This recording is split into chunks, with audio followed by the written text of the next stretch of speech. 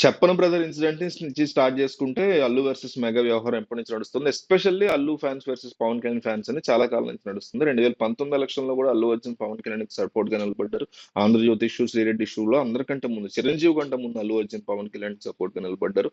ఆ తర్వాత మరి లోపల ఏం జరిగిందో, ఇంటర్నల్ గా ఏం జరిగిందో, బయటకి ఏం జరిగిందో ఈ సోదంతా అర్థం కానటువంటి ఒక కన్ఫ్యూజన్ మెగా వర్సెస్ అల్లులో. అయితే నిన్న మాత్రం చిరంజీవిని ఖచ్చితంగా ఎవరైనా మెచ్చుకోవాలి. ఇన్సిడెంట్ జరిగిన వెంటనే అందరికంటే ముందు రియాక్ట్ అయ్యి ఆ, అల్లు అరవింద్ అల్లు అర్జున్ ఇంటికి వెళ్ళడం, అట్లాగే వెనక నుంచి కూడా నిరంజన్ రెడ్డిని కంప్లీట్ సమ్మరైజ్ చేయడం.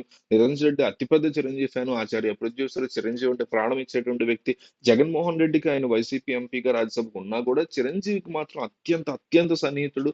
అండ్ ఈ కోర్టు డిస్కషన్స్ కానీ, హీరింగ్స్ విషయంలో కానీ కంప్లీట్ గా హెల్ప్ చేసినటువంటి వ్యక్తి చిరంజీవి నిరంజన్ రెడ్డి యొక్క కాంబో నడిచిందని చెప్తున్నారు.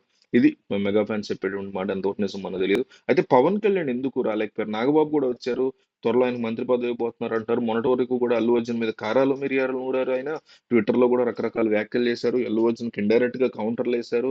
మీకు జరిగిన అనేక సందర్భాల్లో పుష్ప 2 రిలీజ్ ఈవెంట్ అప్పుడు కావచ్చు, అనేక అంశాలు ఇప్పుడు మీకు శిల్పా రవిచంద్ర రెడ్డిని కలిసిన రోజు కావచ్చు, మనవాడు అనుకుంటే మనవాడు మనవాడు కాడు, బయటవాడు అనుకున్న బయటవాడు మనవాడే, ఈ కైండ్ ఆఫ్ వేశారు. సాయిధం తేజ్ రకరకాల మాటలు మాట్లాడి దాన్ని సపోర్ట్ చేశారు. ఆ, నాగబాబు కానీ కష్టం వచ్చినప్పుడు వచ్చారు, అది మెచ్చుకోవాలి, ఖచ్చితంగా మెచ్చుకోవాలి. ఎవరైనా అది అల్లు అర్జున్ వచ్చినా మెచ్చుకోవాలి, చిరంజీవి కష్టం వచ్చినప్పుడు వస్తే. అండ్ మీకు నేషనల్ అవార్డు వచ్చినప్పుడు కూడా అందరికంటే ఫస్ట్ చిరంజీవి ఆయన స్వీట్ పెట్టి అల్లు అర్జున్ అప్రిషియేట్ చేసి ఇవన్నీ కూడా జరిగాయి. బట్ మనం అనుకున్నంత దారుణమైన యుద్ధాలు లేకపోయినా ఎంతో కొంత కోల్డ్ వార్ ఉందని అనిపిస్తుంది. బట్ పవన్ కళ్యాణ్ ఎందుకు రాలా నాకు అనిపించింది ఏంటంటే, పవన్ కళ్యాణ్ నిజానికి స్టార్ట్ అయ్యారు. బట్ ఎక్కడైతే మీకు బెయిల్ అనేది ఓకే అయిపోయిందో, ఇంకా ఆయన మంత్రి కాబట్టి ఇక డిప్యూటీ సీఎం కూడా ఆయన పనిలో ఆయన పడిపోయారు. ఆ తర్వాత హైదరాబాద్ అయితే వచ్చారు, వేరే పనులు అవి చూసుకుని కంప్లీట్ చేసుకుని మళ్ళీ వెళ్ళారు. మళ్ళీ తర్వాత రోజు వచ్చారు హైదరాబాద్ షూటింగ్ ఏదో పని మీద వచ్చారు.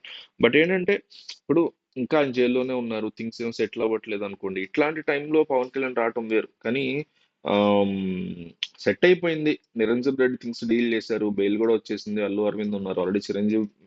చిరంజీవి ఆల్రెడీ ఒక థింగ్ డీల్ చేస్తున్నప్పుడు పవన్ కళ్యాణ్ పని కట్టుకుని వచ్చి థింగ్స్ డీల్ చేయాల్సిన అవసరం లేదు. ఒకటి, రెండోది, తెలుగు సినిమా ఇండస్ట్రీ మొత్తం వచ్చి అల్లు అర్జున్ పరామర్శిస్తున్నప్పుడు పవన్ కళ్యాణ్ ఖచ్చితంగా ఇక్కడ పరామర్శ చేయాల్సినంత పెద్ద మ్యాటర్ లేదని అనుకుని ఉండొచ్చు. మేబీ అందువల్ల కూడా ఆయన పక్కకి వెళ్ళి ఉండొచ్చు. అండ్ పవన్ కళ్యాణ్ మెంటాలిటీ ప్రకారం ఆయన హీ ప్రిఫర్స్ రేవతి ఫ్యామిలీ.